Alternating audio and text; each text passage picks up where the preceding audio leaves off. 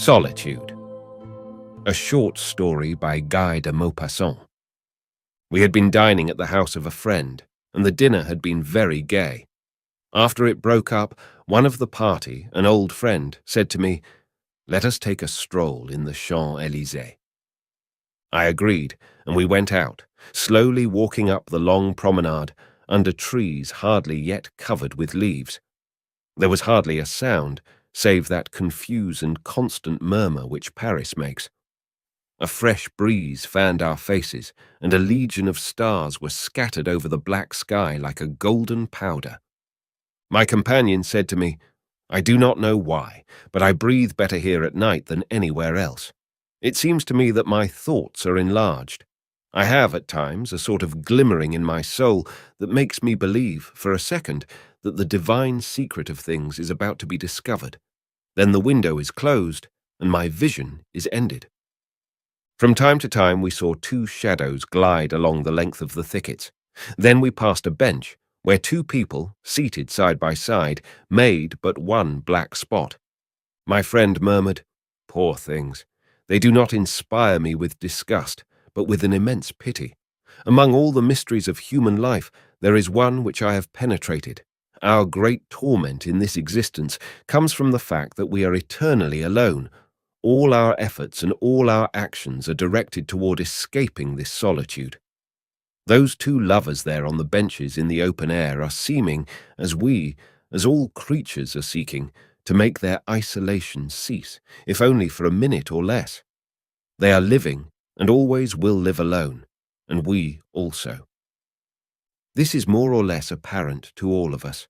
For some time I have endured this abominable pain of having understood, of having discovered the frightful solitude in which I live, and I know that nothing can make it cease.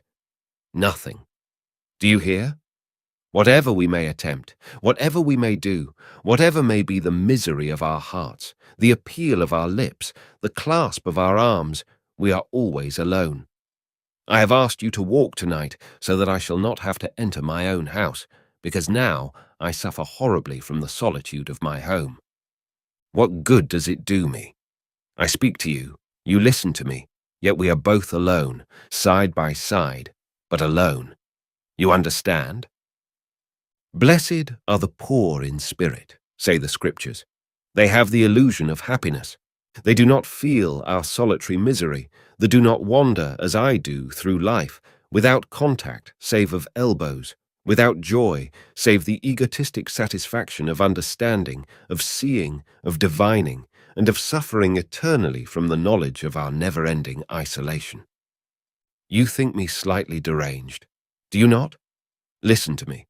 Since I have felt the solitude of my being, it seems to me that I am daily sinking more deeply into a dark vault, whose sides I cannot find, whose end I do not know, and which perhaps has no end. I sink without anyone with me, or around me, without any living person making this same gloomy journey. This vault is life. Sometimes I hear noises, voices, confused sounds, but I never know exactly from whom they come. I never meet anybody. I never find another hand in this darkness that surrounds me. Do you understand? Some men have occasionally divined this frightful suffering. De Musset has written, "Who comes? Who calls me? No one. I am alone. 1 o'clock strikes. Oh, solitude! Oh, misery!" But with him there is only a passing doubt, and not a definite certainty as with me. He was a poet. He peopled life with fantasies, with dreams. He was never really alone. I am alone. Gustave Flaubert, one of the great unfortunates of this world, because he was on of the great lights, wrote to a friend this despairing phrase, "We are all in a desert. Nobody understands anybody." No, nobody understands anybody. Whatever one thinks, whatever one says, whatever one attempts, does the earth know what passes in those stars that are hurled like a spark of fire across the firmament, so far that we perceive only the splendor of some? Think of the innumerable army of others lost in infinitude, so near to each other that they form perhaps a whole, as the molecules of a body. Well, man does not know what passes in another many anymore. We are farther from one another than the stars, and far more isolated, because thought is unfathomable. Do you know anything more frightful than this constant contact with beings that we cannot penetrate? We love one another as if we were fettered, very close, with extended arms, without succeeding in reaching one another. A torturing need of union hampers us, but all our efforts remain barren, our abandonment useless, our confidences unfruitful, our embraces powerless, our caresses vain. When we wish to join each other, our sudden emotions make us only clash against each other. I never feel myself more alone than when I open my heart to some friend, because I then better understand the insuperable obstacle. He is there, my friend. I see his clear eyes above me, but the soul behind them I do not see. He listens to me. What is he thinking? Yes, what is he thinking? You do not understand this torment? He hates me, perhaps, or scorns me, or mocks me. He reflects upon what I have said. He judges me. He rails at me. He condemns me, and considers me either very mediocre or a fool. How am I to know what he thinks? How am I to know whether he loves me as I love him, and what is at work in that little round head? What a mystery is the unknown thought of a being, the hidden and independent thought that we can neither know nor control, neither command, not conquer. And I have wished in vain to give myself up entirely, to open all the doors of my soul, and I do not succeed in giving myself up. I still remain in the very depth, the secret abode of me, where no one can penetrate, no one can discover it or enter there, because no one resembles me, because no one understands anyone. You, at least, understand me at this moment. No, you think I am mad. You examine me. You shrink from me. You ask yourself, what's the matter with him tonight? But if you succeed in seizing, in divining one day my horrible and subtle suffering, come to me and say only, I have understood you, and you will make me happy, for a second, perhaps. Women make me still more conscious of my solitude. Misery, misery, how I have suffered through women, because they, more than men, have often given me the illusion of not being alone. When one falls in love, it seems as though one expands. A superhuman felicity envelopes you. Do you know why? Do you know why you feel then this sensation of exceeding happiness? It is simply because one imagines himself no longer alone. Isolation, the abandonment of the human being, seems to cease. What an error! More tormented even than we by this eternal need of life which gnaws at our solitary heart are women, the great delusion and the dream. You know those delicious hours passed face to face with a being with long hair, charming features, and a look that exited us to live. What delirium misleads our mind? What illusion carries us away? Does it not seem that presently our soul shall form but one? But this, presently, never comes, and after weeks of waiting, of hope, and of deceptive joy, you find yourself again, one day more alone than you have ever been before. After each kiss, after each embrace, the isolation is increased, and how frightfully one suffers. Has not Sully Prudhomme written, caresses are only restless transports, fruitless attempts of poor love which essay, the impossible union of souls by the bodies. And then, goodbye. It is over. One hardly recognizes the woman who has been everything to us for a moment of life, and whose thoughts, intimate and commonplace, undoubtedly, we have never known. At the very hour when it would seem, in that mysterious accord of beings, in the complete intermingling of ideas and of aspirations, that you were sounding the very depth of her soul, one word only, sometimes, will reveal your error, will show you, like a flash of lightning in the night, the black abyss between you. And still, that which is best in the world is to pass a night near a woman you love, without speaking, completely happy in the sole sensation of her presence. Ask no more, for two beings have never yet been united. As to myself, no, I have closed my soul. I tell no more to anybody what I believe, what I think, or what I love. Knowing myself condemned to this horrible solitude, I look upon things without expressing my opinion. What matter to me, opinions, quarrels, pleasures, or beliefs? Being unable to participate with anyone, I have withdrawn myself from all. My invisible self lives unexplored. I have common phrases for answers to the questions of each day, and a smile which says, yes, when I do not even wish to take the trouble of speaking. Do you understand? We had traversed the long avenue to the Arc de Triomphe, and had then walked back to the Place de la Concorde, for he had said all this slowly, adding many other things which I no longer remember. He stopped, and stretching his arm toward the great granite obelisk standing on the pavement of Paris, losing its long Egyptian profile in the night of the stars, an exiled monument, bearing on its side the history of its country written in strange signs, said brusquely, "Look, we are all like that stone." Then he left me without adding a word. Was he intoxicated? Was he mad? Was he wise? I do not yet know. Sometimes it seems to me that he was right. Sometimes it seems to me that he had lost his mind.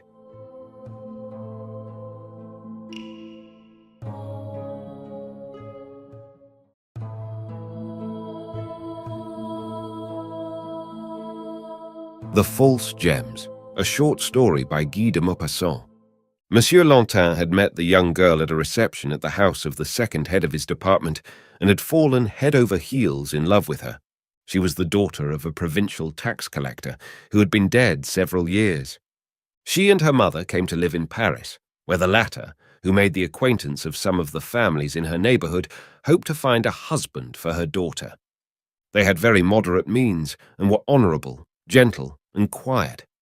The young girl was a perfect type of the virtuous woman in whose hands every sensible young man dreams of one day entrusting his happiness. Her simple beauty had the charm of angelic modesty, and the imperceptible smile which constantly hovered about the lips seemed to be the reflection of a pure and lovely soul. Her praises resounded on every side.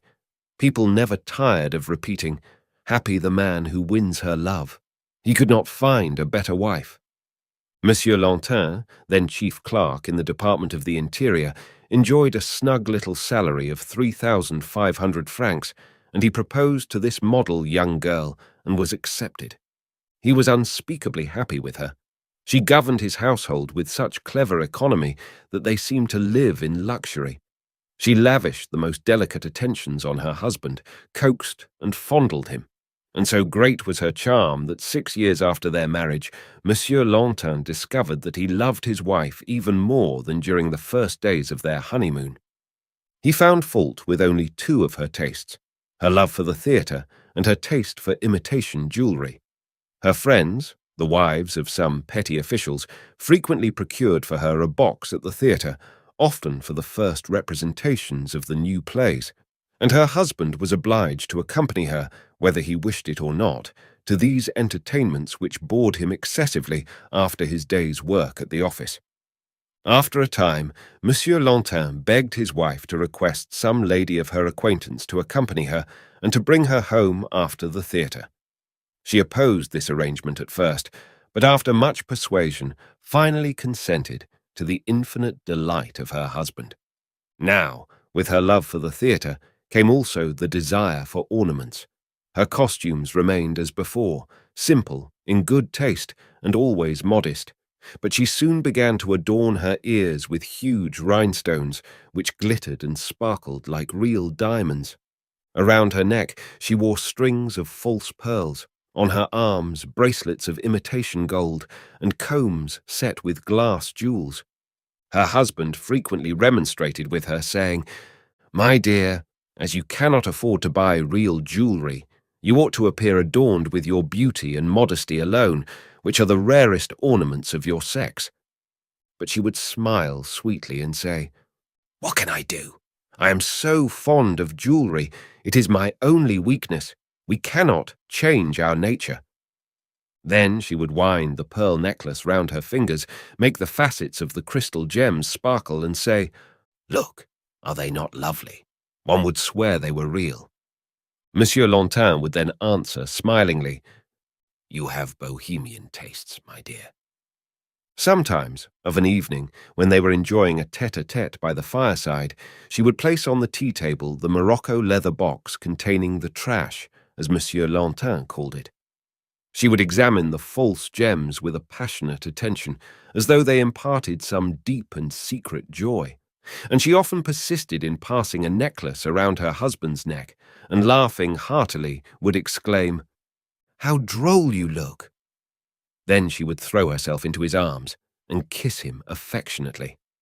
One evening, in winter, she had been to the opera, and returned home chilled through and through.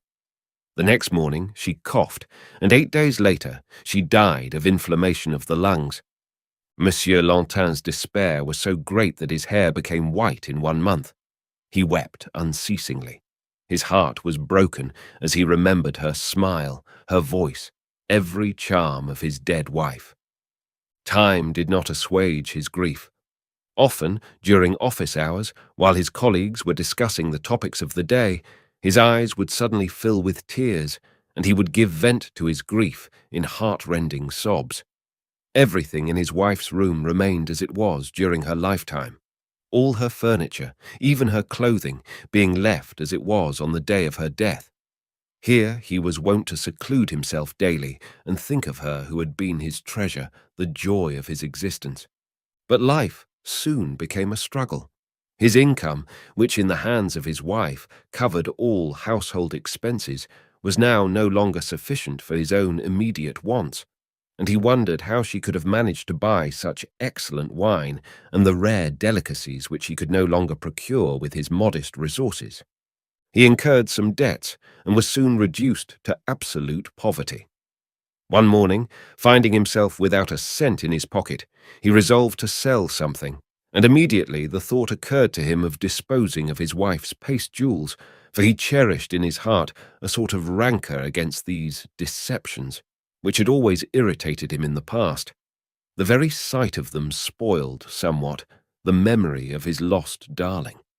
To the last days of her life, she had continued to make purchases, bringing home new gems almost every evening, and he turned them over some time before finally deciding to sell the heavy necklace, which she seemed to prefer, and which, he thought, ought to be worth about 6 or 7 francs, for it was a very fine workmanship, though only imitation.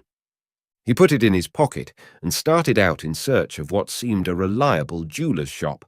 At length he found one and went in, feeling a little ashamed to expose his misery, and also to offer such a worthless article for sale. "Sir," said he to the merchant, "I would like to know what this is worth." The man took the necklace, examined it, called his clerk, and made some remarks in an undertone. He then put the ornament back on the counter and looked at it from a distance to judge of the effect. Monsieur Lantin, annoyed at all these ceremonies, was on the point of saying, "Oh, I know well enough it is not worth anything," when the jeweller said, "Sir, that necklace is worth from 12 to 15,000 francs, but I couldn't buy it unless you can tell me exactly where it came from." The widower opened his eyes wide and remained gaping, not comprehending the merchant's meaning. Finally he stammered, "You say, are you sure?" The other replied dryly, "You can try elsewhere and see if anyone will offer you more.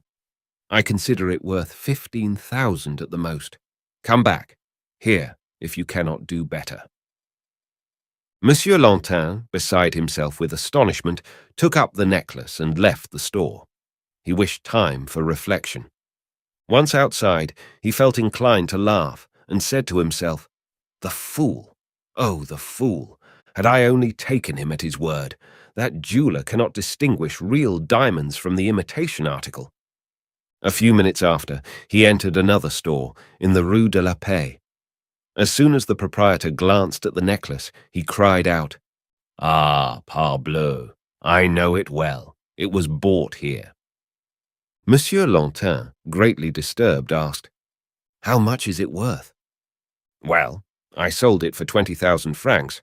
I am willing to take it back for 18,000 when you inform me, according to our legal formality, how it came to be in your possession." This time, Monsieur Lantin was dumbfounded. He replied, But, examine it well. Until this moment, I was under the impression that it was imitation." The jeweler asked, "What is your name, sir?" "Lantin. I am in the employ of the Minister of the Interior. I live at number 16 Rue des Martyrs." The merchant looked through his books, found the entry, and said, "That necklace was sent to Madame Lantin's address, 16 Rue des Martyrs, July 20th, 1876. The two men looked into each other's eyes, the widower speechless with astonishment, the jeweler scenting a thief. The latter broke the silence. "Will you leave this necklace here for 24 hours?" said he. "I will give you a receipt." Monsieur Lantin answered hastily, "Yes, certainly." Then, putting the ticket in his pocket, he left the store. He wandered aimlessly through the streets, his mind in a state of dreadful confusion. He tried to reason, to understand. His wife could not afford to purchase such a costly ornament, certainly not. But then it must have been a present. A present. A present. From whom? Why was it given her? He stopped and remained standing in the middle of the street. A horrible doubt entered his mind. She? Then all the other jewels must have been presents too. The earth seemed to tremble beneath him, the tree before him to be falling. He threw up his arms and fell to the ground, unconscious. He recovered his senses in a pharmacy into which the passers-by had borne him. He asked to be taken home, and when he reached the house, he shut himself up in his room and wept until nightfall. Finally, overcome with fatigue, he went to bed and fell into a heavy sleep. The sun awoke him next morning, and he began to dress slowly to go to the office. It was hard to work after such shocks. He sent a letter to his employer, requesting to be excused. Then he remembered that he had to return to the jeweler's. He did not like the idea, but he could not leave the necklace with that man. He dressed and went out. It was a lovely day. A clear blue sky smiled on the busy city below. Men of leisure were strolling about with their hands in their pockets. Monsieur Lantin, observing them, said to himself, "The rich, indeed, are happy. With money, it is possible to forget even the deepest sorrow. One can go where one pleases, and in travel find that distraction which is the surest cure for grief. Oh, if I were only rich." He perceived that he was hungry, but his pocket was empty. He again remembered the necklace. 18,000 francs. 18,000 francs. What a sum! He soon arrived in the Rue de la Paix, opposite the jeweller's. 18,000 francs. 20 times he resolved to go in, but shame kept him back. He was hungry, however, very hungry, and not a cent in his pocket. He decided quickly, ran across the street in order not to have time for reflection, and rushed into the store. The proprietor immediately came forward and politely offered him a chair. The clerks glanced at him knowingly.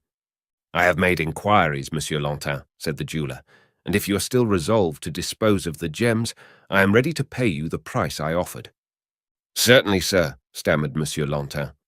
Whereupon the proprietor took from a drawer 18 large bills, counted, and handed them to Monsieur Lantin, who signed a receipt, and with trembling hand put the money into his pocket.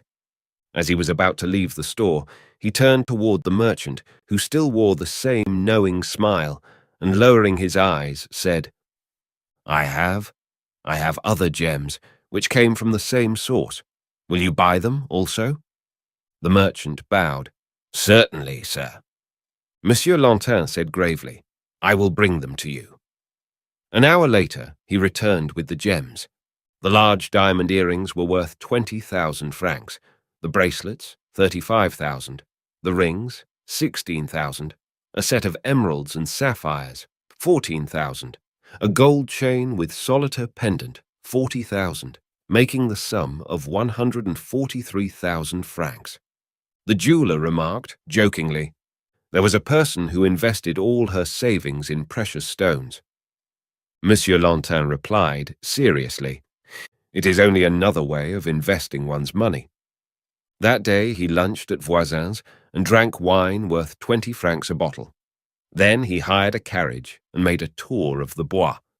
He gazed at the various turnouts with a kind of disdain and could hardly refrain from crying out to the occupants, "I too am rich. I am worth 200,000 francs. Suddenly he thought of his employer. He drove up to the bureau and entered gaily, saying, "Sir, I have come to resign my position. I have just inherited 300,000 francs. He shook hands with his former colleagues and confided to them some of his projects for the future. He then went off to dine at the Café Anglais. He seated himself beside a gentleman of aristocratic bearing, and during the meal informed the latter confidentially that he had just inherited a fortune of 400,000 francs. For the first time in his life, he was not bored at the theatre, and spent the remainder of the night in a gay frolic. 6 months afterward, he married again. His second wife was a very virtuous woman, but had a violent temper. She caused him much sorrow.